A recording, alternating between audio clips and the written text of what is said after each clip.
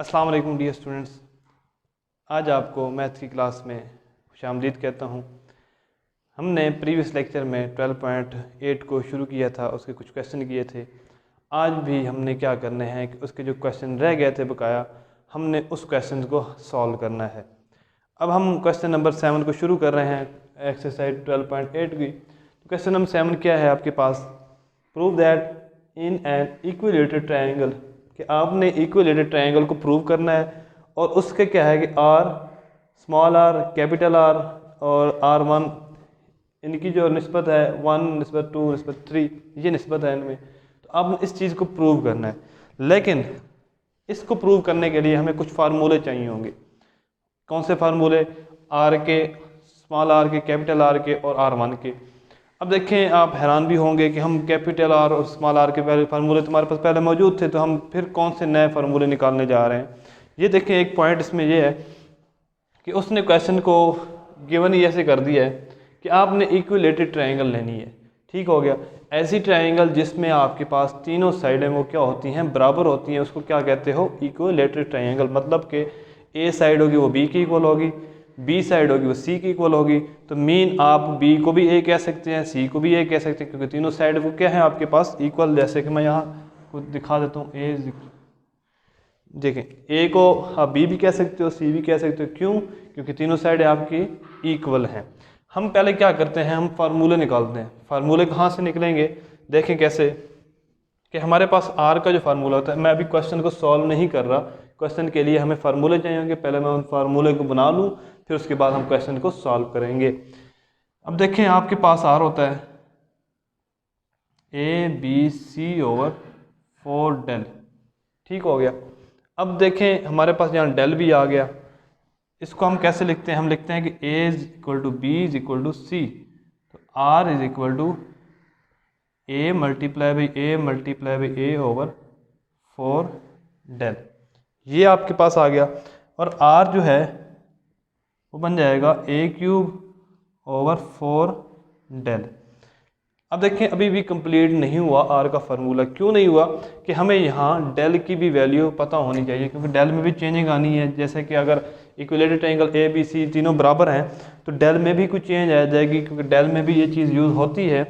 कैसे? देखें, del is equal to S into S-A, S-B, S-C। ये आपका डेल का फार्मूला होता है। तो आप कहते क्या हो? A=B=C इन इक्विलेटरल ट्रायंगल। तो डेल की वैल्यू क्या बनेगी? S into S-A, S-A, S-A, ये इसका स्क्वायर रूट। तो ये बन जाएगा S इंटू S-A³ और ये स्क्वायर रूट। ये डेल की वैल्यू आ गई। लेकिन इसमें फिर चेंजिंग आ जाएगी। फिर चेंजिंग किसकी आएगी? हमारे पास S आ गया। अब S जो होता है वो क्या होता है? A+B+C/2 होता है। हमने क्या कहा था कि A=B, B=C, तो मतलब A+A+A/2, यहाँ से S की वैल्यू आएगी। तो क्या बनेगी? ये 3A/2। तो अब हमने क्या करना है? S की वैल्यू को डेल में पुट करना है। यहाँ से डेल की वैल्यू आएगी। डेल की वैल्यू को हमने कैपिटल आर में पुट करना है, तो वहाँ से हमारे पास एक फिक्स जो है फार्मूला बनेगा। तो हम क्या करते हैं, यहाँ डेल किसकी इक्वल आया था? S into S-A/3।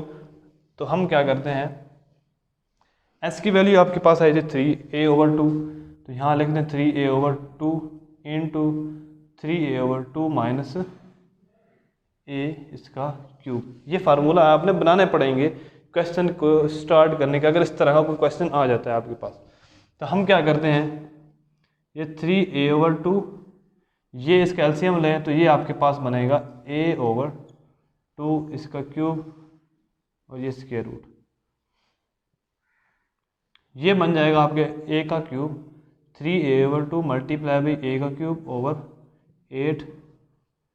यहाँ इनको मल्टीप्लाई करें तो 3A⁴/16। ये डेल की वैल्यू आ गई आपके पास। डेल की भी आ गई, S की भी आ गई। अब आपने R की वैल्यू फाइंड करनी है। तो R की वैल्यू को मैं फाइंड करने के लिए यहाँ लिख देता हूँ, ताकि यहाँ फार्मूले जो है वो सारे एक साइड पे आ जाएं। R = A का क्यूब ओवर 4 डेल। ठीक हो गया। अब हमने क्या करना है, इसमें वैल्यू पुट करनी है किसकी, डेल की। ए क्यूब ओवर 4, डेल की कीमत क्या है 3a की पावर, ये स्क्वायर रूट भी है। अगर हम क्या करें, इस स्क्वायर रूट 3a की पावर 4 ओवर 16, तो ये बन जाएगा a का क्यूब ओवर 4, 3 का स्क्वायर रूट 3 और a की पावर 4 का स्क्वायर रूट a की पावर 2 ओवर 16 का स्क्वायर रूट 4। तो ये 4 से 4 कैंसिल, ये a की पावर 2 है, ये 3 है, तो ये दो कैंसिल हो जाएगा, एक रह जाएगा। तो जो आपके पास r की वैल्यू आएगी वो आएगी a ओवर अंडर रूट 3। ठीक हो गया। हाँ, इसको फिर नेक्स्ट आपने क्या करना है, नेक्स्ट ये अंडर रूट 3 को ऊपर लेके जाना है, तो इसको multiply by under root 3 over under root 3। ठीक हो गया। तो ये क्या मल्टीप्लाई भी करेंगे डिवाइड भी करेंगे, तो ये ऊपर हो जाएगा अंडर रूट 3 a ओवर, ये मल्टीप्लाई होकर 3 रह जाएगा। तो ये आपके पास r की वैल्यू आ गई किस में, इक्विलेटरल ट्रायंगल में, ये r की वैल्यू आपके पास आ गई। अब आपने नेक्स्ट क्या करना है, स्मॉल r की वैल्यू निकालनी है। तो स्मॉल r जो आपके पास होता है वो डेल ओवर s के इक्वल होता है। ठीक हो गया। अब डेल की वैल्यू क्या थी आपके पास, अभी हमने निकाली है, इसको मैं ज़्यादा सिंप्लीफाई करके लिख देता तो under root 3 a square over 4, ये डेल की वैल्यू थी। तो इसको लिख देते हैं under root 3 a square over 4, और s की जो वैल्यू थी वो थी 3a ओवर 2, 3a ओवर 2। तो इसको हम लिख सकते हैं under root 3 a square over 4 multiply by 2 over 3a। ये मैंने कैसे किया, ये देखें, ये और ये दो आपस में रकमें क्या हो रही थी, डिवाइड हो रही थी। जब डिवाइड होती हैं तो हम ये चीज़, इसको हम कैसे लिखते हैं, मैं इसका आपको सिंप्लीफाई तरीका बता देता हूँ, अगर आपको समझ नहीं आया होगा तो हम इसको मैं पहले ऐसे लिख सकता हूँ, under root 3 a square over 4 divided by 3a over 2, divided क्यों हो रहा है ना, इसको मैंने ऐसे लिख दिया। अब हम इसको मल्टीप्लाई करते हैं, 3a स्क्वायर ओवर 4, जब मल्टीप्लाई करते हैं तो 2 ऊपर चला जाएगा, 3a नीचे आ जाएगा। अब कैंसलेशन करें, 2 1 2 2 2 4, और क्या होगा, a से कैंसिल, तो आपके पास वैल्यू आ जाएगी अंडर रूट 3a ओवर 3 2 6। ये आपके पास स्मॉल r की वैल्यू आ गई। तो यहाँ मैं लिख देता हूँ स्मॉल r की वैल्यू किसके इक्वल है, under root 3a over 6।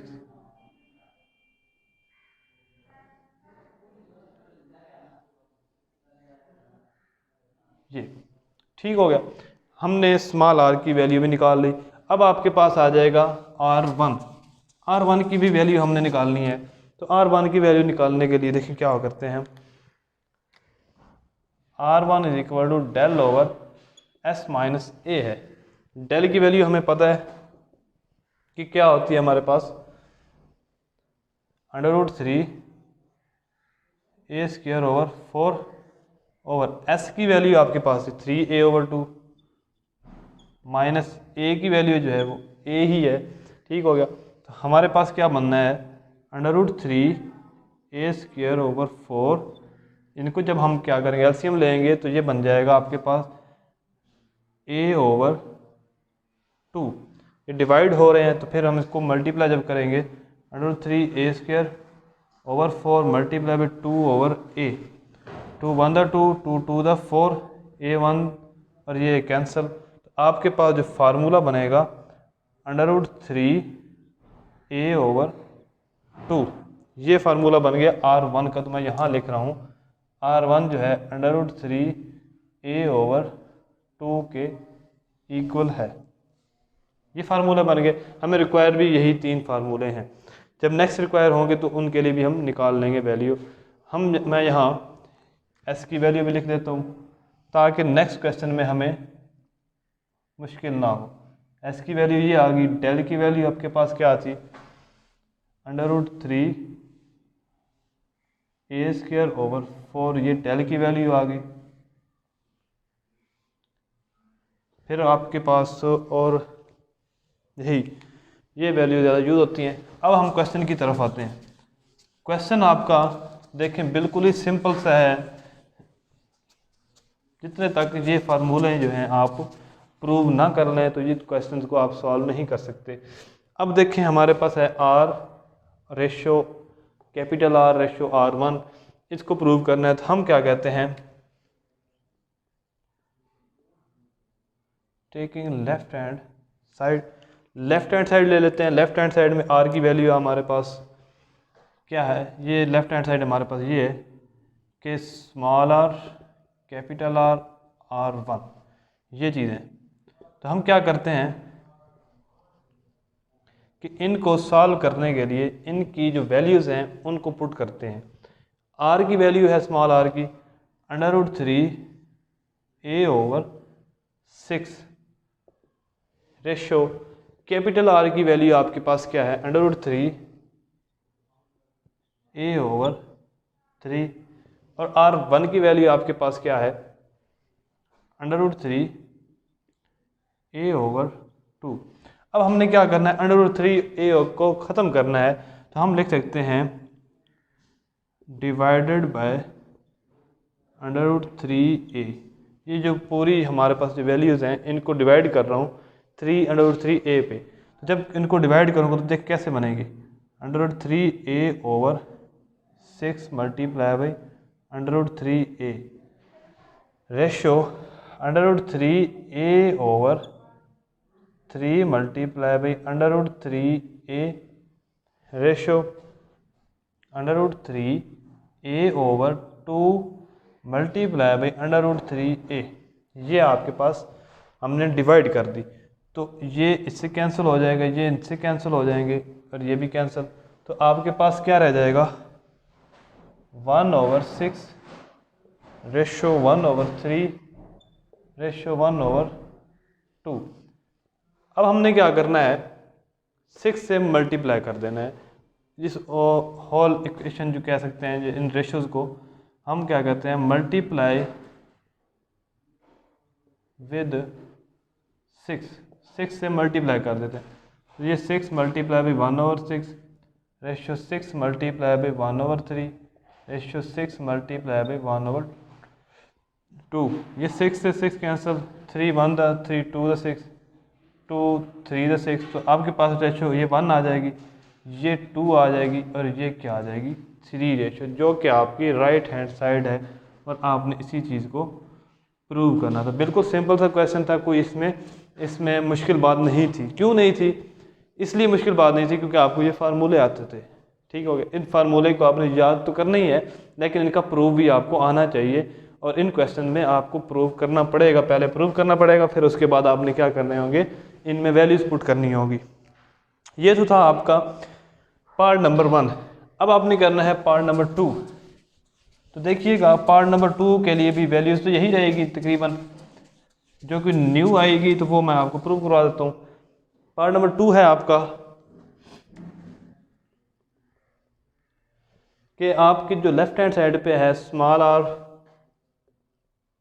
Capital R R1 R2 R3 और R3, ये जो आपके इक्वल हैं किसके 1/2/3/3 और 3 रेशो, इनके इक्वल हैं। लेफ्ट हैंड साइड को आपने राइट हैंड साइड के इक्वल प्रूव करना है। तो देखिए क्या करना पड़ेगा आपको, आपके पास स्मॉल r भी है, कैपिटल R भी है, R1 भी आपके पास यहाँ जो फार्मूले में हमें गिवन है, दिया हुआ है, हमें पता है, हमने प्रूव किया।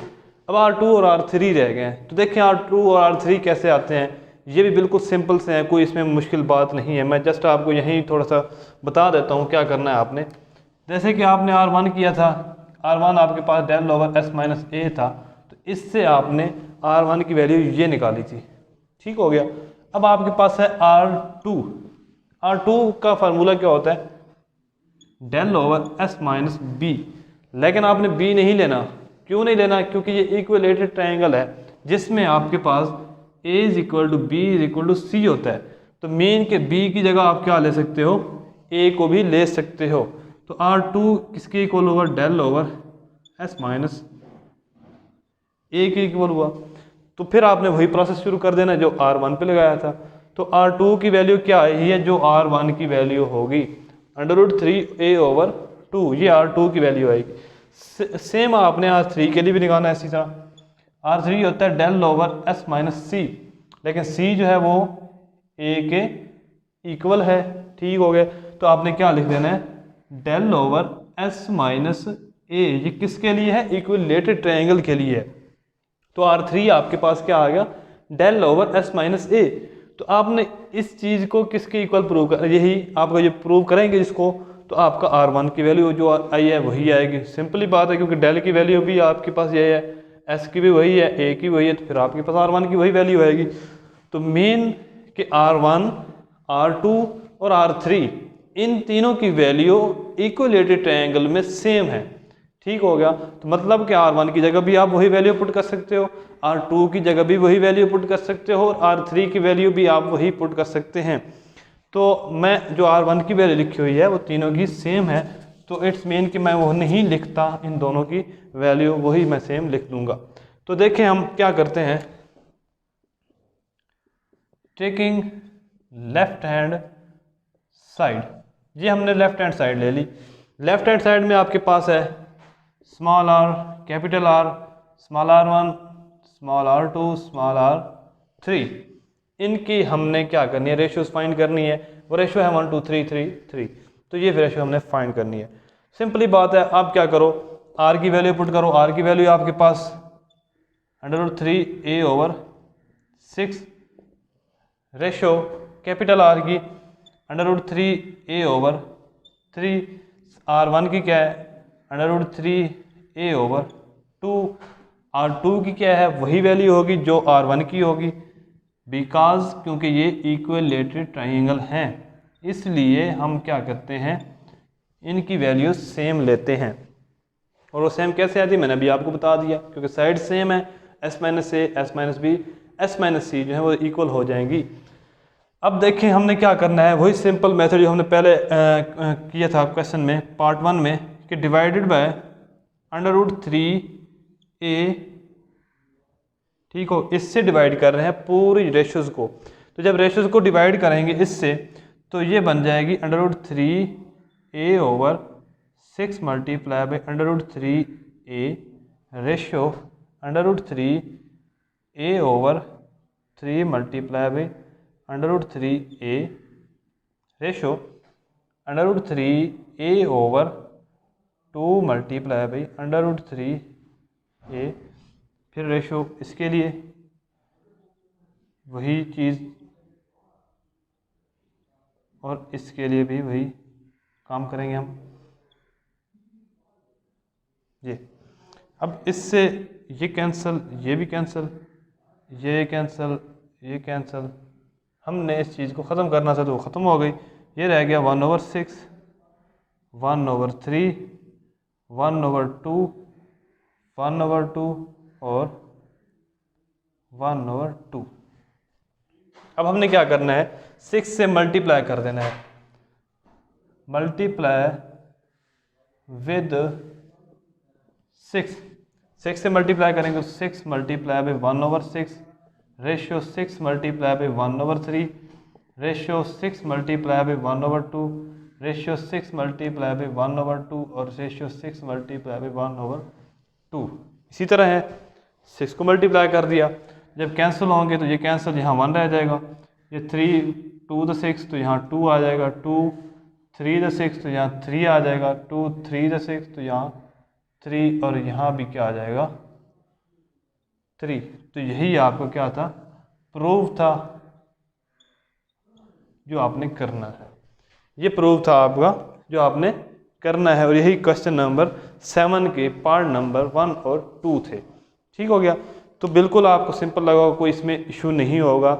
जस्ट आपने क्या करना है, इन फार्मूलों को यूज़ करना है, इनको प्रूव करना है, और इनसे आगे आपने पुटिंग करनी है, और जस्ट आपने इनको लेफ़्ट और राइट साइड को आपने प्रूव कर देना है। कोई इसमें इतनी मुश्किल बात नहीं है, और इंशाल्लाह उम्मीद है कि आपको ये चीज़ समझ आ गई होगी, और यही आपका इम्पोर्टेंट क्वेश्चन है, क्योंकि इसमें आपके पास क्या होता है कि आपने थोड़े बहुत जो फार्मूले आपने पीछे से याद करके आए होते हैं उनको थोड़ी बहुत चेंजिंग करनी होती है। उस चेंज के बाद आप इस क्वेश्चन को सिंपली जो है आसानी से हल कर सकते हैं। आज तक क्वेश्चन नंबर 7 कंप्लीट हुआ हमारा, ठीक हो गया। नेक्स्ट हमने क्वेश्चन नंबर 11 और 12 करना है, जो हम नेक्स्ट लेक्चर में इंशाल्लाह उसको करेंगे।